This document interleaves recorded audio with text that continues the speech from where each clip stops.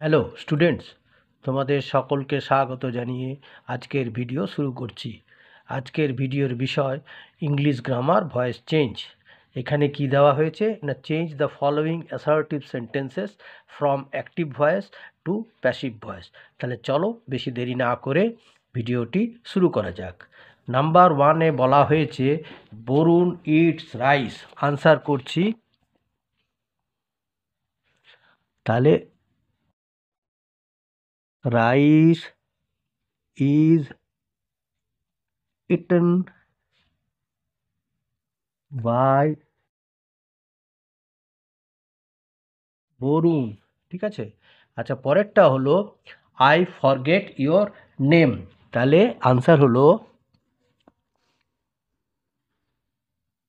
Your name is forgotten by, এইখানে করে দিলাম, মি। নাম্বার 3-তে বলা হয়েছে হি থ্রোজ দ্য বল। তাহলে হচ্ছে answer the ball is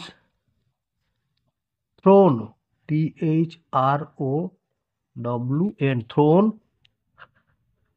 by him. আচ্ছা, নাম্বার 4-এরটা হলো Minu draws picture. Picture is drawn by Minu. আর নাম্বার 5-এ বয়েজ গেট প্রাইজেস। এখানে প্রাইজেসটা আছে প্লুরাল, তাই এখানে কি হবে, আর হবে। তাহলে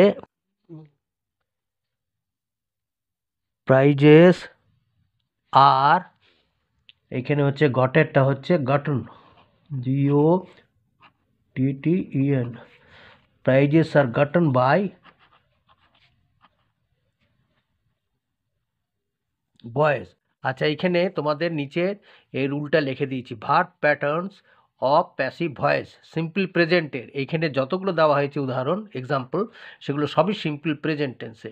তাহলে এর যে প্যাসিভের অ্যাক্টিভ থেকে প্যাসিভ করতে বলেছে, তো সেই জন্য এটা আমি তোমাদের করে দিয়েছি যে অবজেক্টের পরিবর্তিত সাবজেক্ট রূপ। হ্যাঁ, অবজেক্ট যেটা থাকবে তার যেটা সাবজেক্ট হয়ে আসবে সেটা সাবজেক্টের রূপ হবে। হ্যাঁ, অবজেক্টের রূপটা পরিবর্তিত হবে, সেই জন্য অবজেক্টের পরিবর্তিত সাবজেক্ট রূপ প্লাস সাবজেক্ট অনুযায়ী যে সাবজেক্টটা হবে তার সেই অনুযায়ী অ্যাম অথবা ইজ অথবা আর। ঠিক আছে, ভালো করে লক্ষ্য রাখো, অ্যাম অথবা ইজ অথবা আর, যেহেতু সিম্পল প্রেজেন্ট আছে। তারপরে ভিপিপি মানে এটা হচ্ছে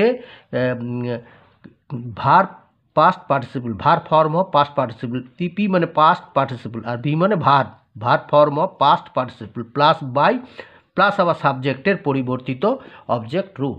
ঠিক আছে। আচ্ছা।